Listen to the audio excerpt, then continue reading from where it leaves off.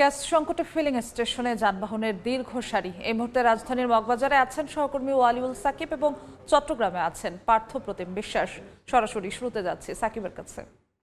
সাকিব, রাজধানীর feeling স্টেশনগুলোতে gas সংকটের যে পরিস্থিতি আমরা দেখতে পাচ্ছিলাম বিগত দিনগুলোতে, তার থেকে কিন্তু খুব বেশি পরিবর্তিত কোনো পরিস্থিতি আমি এই মুহূর্তে দেখতে পাচ্ছি না। আমি এখানকার যারা যে ড্রাইভাররা সিরিয়ালে রয়েছেন গ্যাসের জন্য, তারা কিন্তু বলছেন যে বিগত যে এক সপ্তাহ কিংবা তার আগের সময় পর্যন্ত যে সময় তাদের লাগতো সিরিয়ালে, যে 3 থেকে 4 ঘন্টা কিন্তু অপেক্ষা করার পর তারা গ্যাস নিতে পারছেন।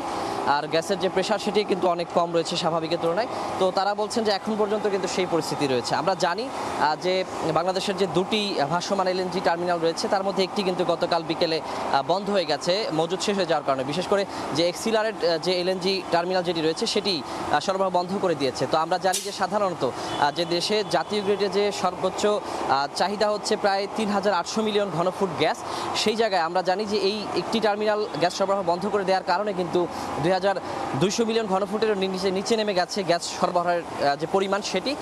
তো সেই চিত্রটি হয়তোবা এখন পর্যন্ত এখানে রাজধানীতে পড়েনি, তবে আমরা আশা করছি যে হয়তোবা এই যে সংকটটা কিন্তু আরও তীব্র আকার ধারণ করতে পারে অতি শীঘ্রই। হয়তো সেটি আজকেও যে বিকেলের পর থেকে কিন্তু এই প্রভাবটি পড়তে পারে, অথবা আগামীকাল থেকে সেটির প্রভাব পড়তে পারে। তবে যে পেট্রোবাংলার পক্ষ থেকে কিন্তু বলা হচ্ছে যাতে তারা 23 আগস্ট পর্যন্ত কিন্তু এই সংকটের সমাধান সম্ভব নয়।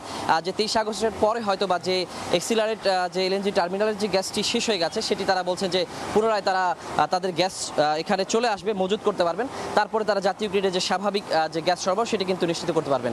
আর যেমনটি শুরুতে বলছিলাম যে ড্রাইভাররা কিন্তু আসলে একেবারে দুর্ভোগের চরমে পৌঁছে গেছেন। তারা বলছেন যে দীর্ঘ প্রায় 1 মাসের মতো হয়ে গেছে যে দফায় দফায় কিন্তু সংকট যে শুরু হচ্ছে। কিছুটা হয়তো বা মাঝে সংকট কমছে, কিছুটা তারা স্বস্তি পাচ্ছেন, হয়তো বা 1-1.5 ঘন্টার মধ্যে গ্যাস পাচ্ছেন, কিন্তু আবারও কিছুদিন পর পর দেখা যাচ্ছে যে সংকট আবারও চরমে পৌঁছাচ্ছে।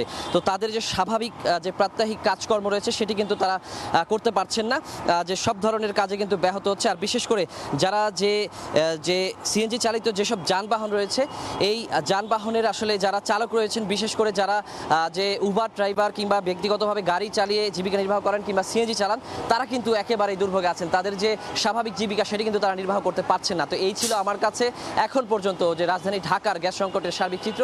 এখন আমরা চলে যাব চট্টগ্রামে, সেখানে আছেন আমাদের সহকর্মী পার্থ। চট্টগ্রামে গ্যাসের সংকট কিন্তু কোনোভাবেই যেন কাটছে না। গ্যাসের যে হাহাকার সৃষ্টি হয়েছে সেজন্য চরম দুর্ভোগে পড়েছে চট্টগ্রামের মানুষজন। সেক্ষেত্রে আমরা সকাল থেকেই নগরীর বিভিন্ন সিএনজি স্টেশনের সামনে আছি এবং আমরা দেখছি এখানে যারা সিএনজি গাড়ি চালকরা রয়েছেন তারা অনেকটা দুর্বিষহ অবস্থার মধ্যে পড়েছেন। তার কারণ হচ্ছে তারা অনেকেই প্রায় 7 থেকে 8 ঘন্টা পর্যন্ত লাইনে দাঁড়িয়েও কিন্তু কোনো ধরনের গ্যাস পাচ্ছেন না। সেক্ষেত্রে কখন গ্যাসের সমাধান হবে, আবার কখন গ্যাস আসবে, কিংবা প্রায় 1 মাসের বেশি, 1 মাসের কাছাকাছি অন্তত এই সমস্যাগুলো হচ্ছে।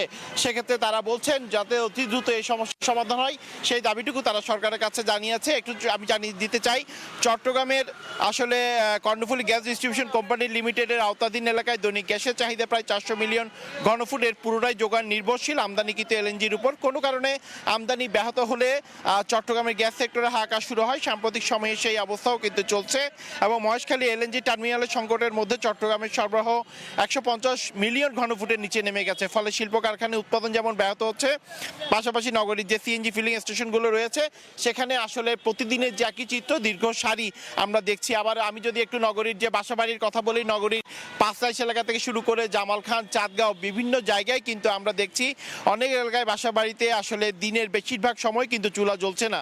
মূলত 21শে জুলাই এই সমস্যা হয়েছিল। 21শে জুলাই মহেশখালীতে এক্সিলারেট এনার্জির ভাসমান এলএনজি টার্মিনালে অগ্নিকাণ্ডের পর পরিস্থিতির অবনতি হয়। ওই টার্মিনাল বন্ধ হয়ে যাওয়ায় জাতীয় গ্রিডে দৈনিক প্রায় 450 মিলিয়ন ঘনফুট গ্যাসের সরবরাহ কমে যায়। প্রায় 2 সপ্তাহ পর 6 আগস্ট টার্মিনালটি আংশিক চালু হলে শুরুতে সীমিত পরিমাণ গ্যাস সরবরাহ করা হয়েছিল। এরপর সামিটের টার্মিনাল থেকেও গ্যাস সরবরাহ বন্ধ হয়ে পড়ে। সেটি চালু হওয়ার পর পরিস্থিতির কিছুটা উন্নতি চোখে পড়েছিল, কিছুটা উন্নতি হয়েছিল, কিন্তু 2-1 দিনের মধ্যে সংকট আবার প্রকট হয়ে ওঠে এবং মহেশখালীর 2টি ভাসমান টার্মিনালের সম্মিলিত যে সক্ষমতা প্রায় 1100 মিলিয়ন ঘনফুট, ফলে কোনো একটি টার্মিনালে কারিগরি ত্রুটি, সমুদ্র উত্তাল হওয়া কিংবা নতুন এলএনজি কার্গো সময় মতো না পৌঁছালে এর সরাসরি প্রভাব পড়ে চট্টগ্রামের গ্যাস সেক্টরে। সেক্ষেত্রে আমরা দেখছি, আপনারা দেখছেন সিএনজির চালক যারা রয়েছে তারা ঘন্টার পর ঘন্টা অপেক্ষা করছেন, অনেকটা দুর্বিষহ অবস্থার মধ্যে রয়েছে। এই সমস্যার সমাধান তারা চান। তো এই ছিল আমার কাছে এখনো পর্যন্ত নগরীর কদমতলী এলাকা থেকে এখানকার সর্বশেষ খবর।